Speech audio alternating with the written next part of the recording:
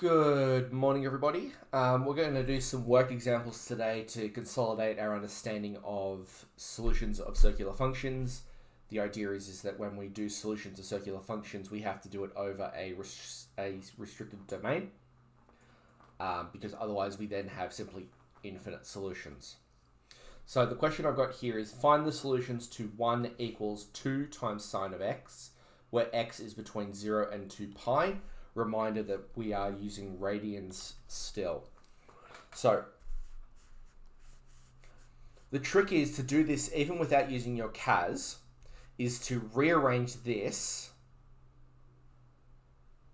so that it is simply just sine of x. And what we can do is we can divide both sides by 2 and we end up getting the equation sine of x equals a half. Now, if we use our exact values table,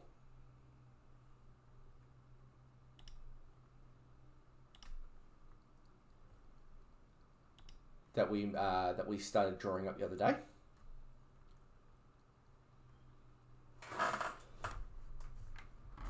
we can use that to help us, or to make our lives a lot easier when it comes to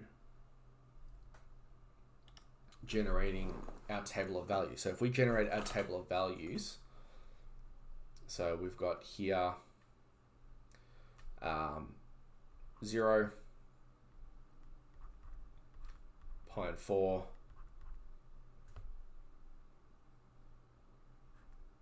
pi and 3, pi and 2,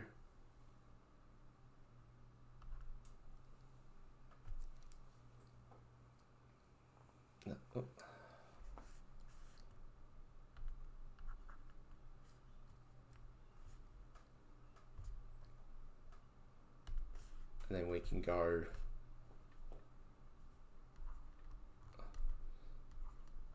zero, root 1 on 2, root 2 on 2, root 3 on 2. I've missed a step, haven't I?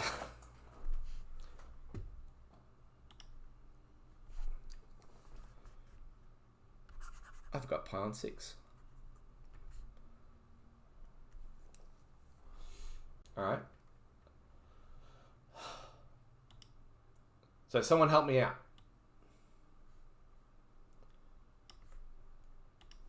For my table of values, what am I supposed to have?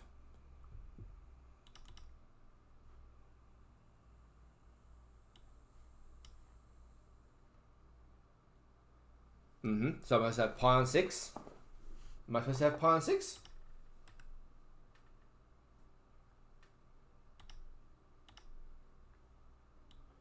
Yeah, I'm supposed to have pi on 6.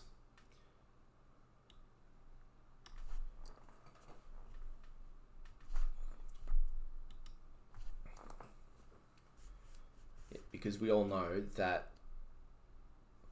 pi on 2 is supposed to be 1. So this is pi on 6, pi on 4, pi on 3.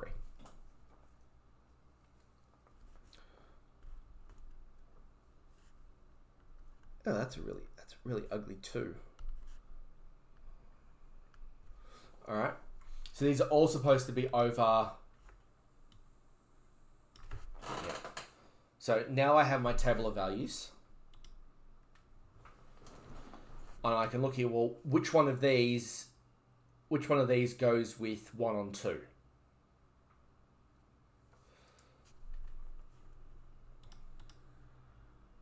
Yeah, so it's pi on 6.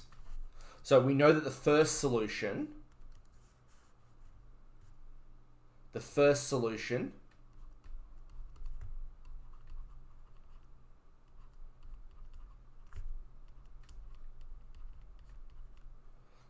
is pi on 6. So the next question is, where is the next one? Because if you think about this graphically,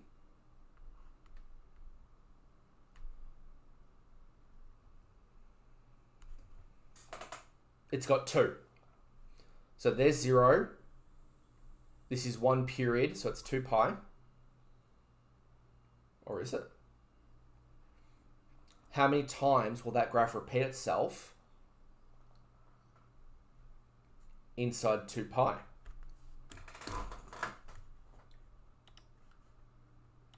That's a question for you guys. How many times does it repeat itself inside 2 pi?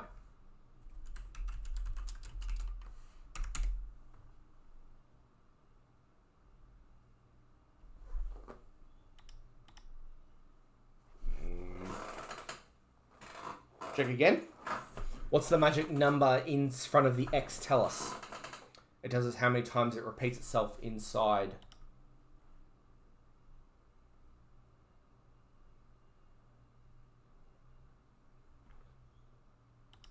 Yeah, so it repeats once. So my little sketch that I've done there is in fact correct. So how many answers am I going to have to this statement up the top here?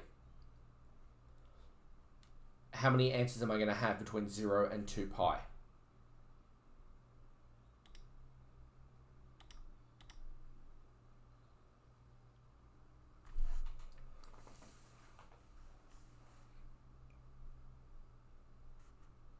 If this is a graph of this, and I put the half in here, I should have one answer here and one answer here. And since we know that this one is pi on 6, we know that pi is there, then this one here should be pi minus pi on 6. Which means that the second solution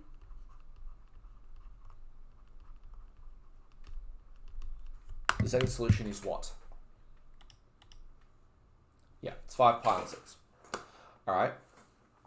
The reason why this works, we can show graphically. So I'm going to get up my CAS calculator and I'm going to show you why we can rearrange equations like this and use that to help us solve the original equations. So for example, if we go back to our original equation, 1 equals 2 sine of x, it is going to have the same solutions that we've just worked out here, even though we didn't use that equation to work these out. So, Mr. CAS,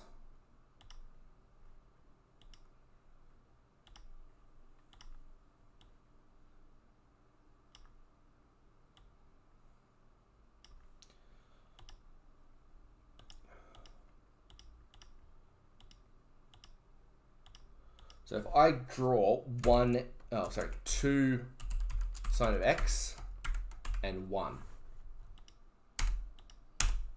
and I make sure I change my window so that I'm dealing with negative pi, and we'll go to 3 pi so that we at least have a good little range. Scale is going to be, we'll go pi on 12, and we'll go minus 3 to 3.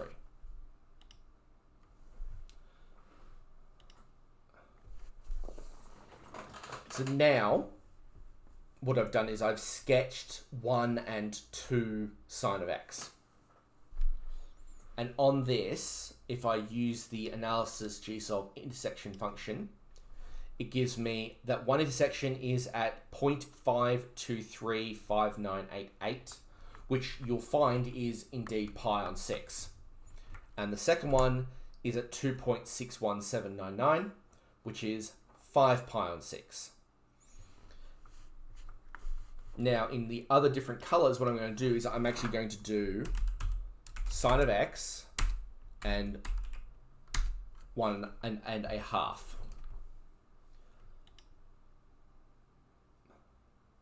And what you can see is that if I look at the intersection of the blue and red lines, it's at pi on 6. If I look at the intersection of the green and purple lines, it is also at pi on 6. See, so they intersect both at pi on 6, which means that if I can find the solution to one, I can use that information to solve the solutions to the other. Where it gets different, though, is when we have period shifts, but that's okay.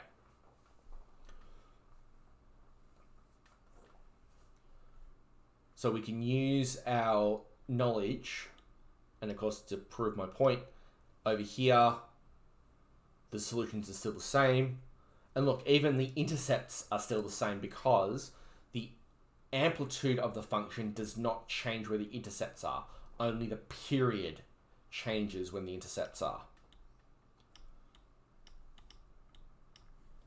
So we'll get rid of this one.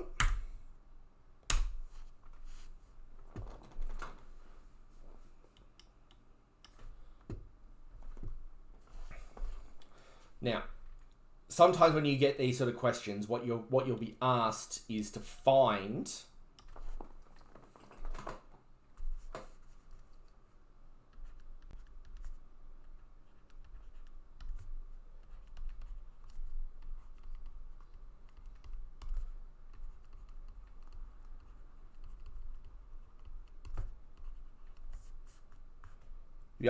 simply find the first 4 solutions.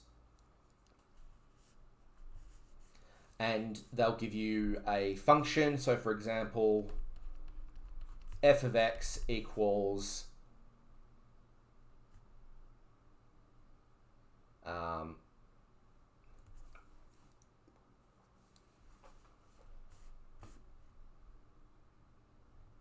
sorry, not f of x. I don't want f of x. I want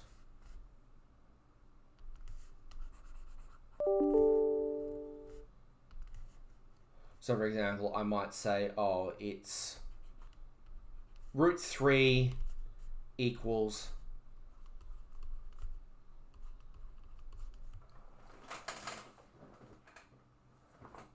two cos x, and then I'll say x is greater than 0. So find the first 4 solutions to root 3 equals 2 cos x over, root 3 2 cos x, where x is greater than 0. So that means I want any possible values that meet up, that as long as that satisfies that criteria. So as long as x is greater than 0, I can keep using them, but I want the first 4 solutions. I don't give you a maximum, but I just tell you that the answers have to be greater than 0. So 4 solutions generally means how many periods am I going to have to draw?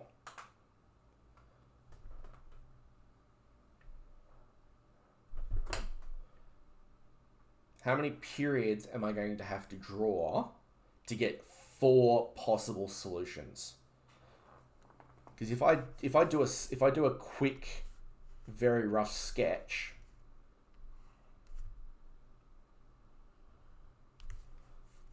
of what cos of x will look like, so we'll call that 2 minus 2, and remember cos starts at the top.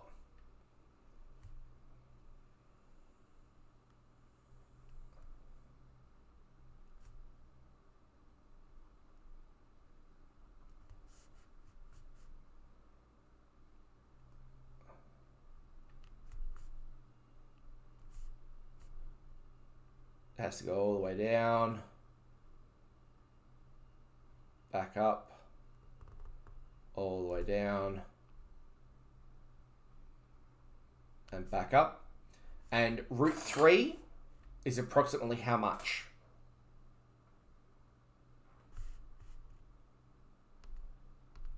What's the square root of 3 approximately equal to?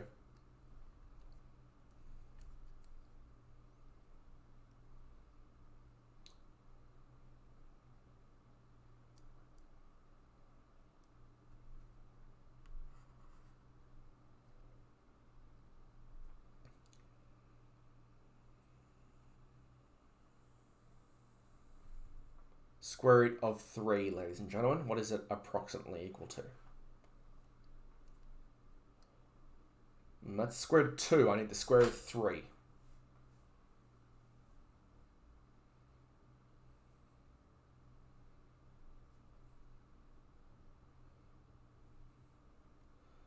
Yeah. So it's about 1.7. So that means that root 3 is about here, which means that I'm going to have, I need 4 solutions, so there they are. If it completes a full loop in 2 pi, that means I'm going up to 4 pi to get my answers. So if I can find this one here, I can then find this one here, and then by the same thing using symmetry and the fact that it's a circular function, pull out this one and this one. So getting out our table from before, this time I won't screw it up. Pi on 6, pi on 4, pi on 3, pi on 2, and this is cos, so it starts at 1 on 2, root 2 on 2, root 3 on 2,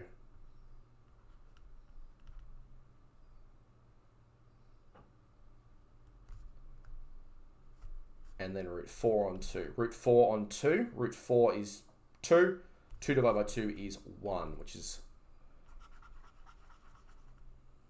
no, I've gone the wrong way around, haven't I? I'm not having a very good day today, but that's okay. We're starting and we're decreasing.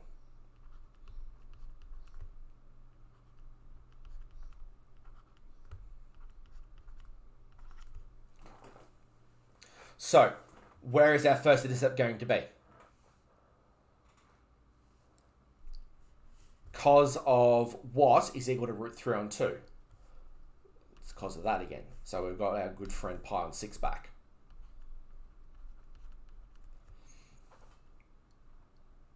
So for this one, if this one is pi on 6 from 0, then this one must be pi on 6 from 2 pi. This one's going to be 5 pi on 6. No, that's not going to be that. It's going to be something different, isn't it? It's going to be 2 pi minus pi on 6. That's going to be 11 pi on 6. Then this one is going to be 13 pi on 6 because it is 12 pi on 6 plus pi on 6. And then this one here at the end is going to be 23 pi on 6. All right, so we can then pull up our CAS.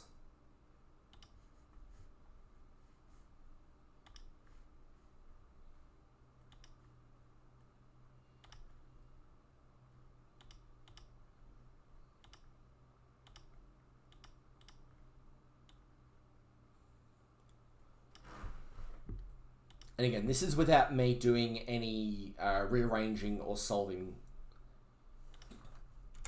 like for the previous question. This is just me going straight for it. 2 cos x, and then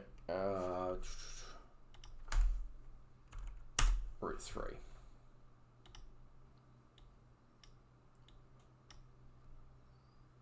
And if I zoom out,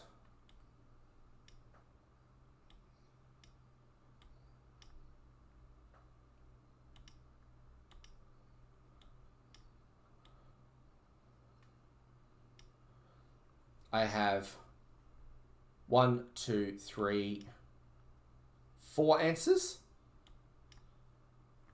So if I change my window, let's fix it to 0 and 4 pi. And I go with a scale of, we'll go pi on 6. and we'll do minimum of -3 and a maximum of 3. And then there we have our answers. Remember, each one of these is pi on 6.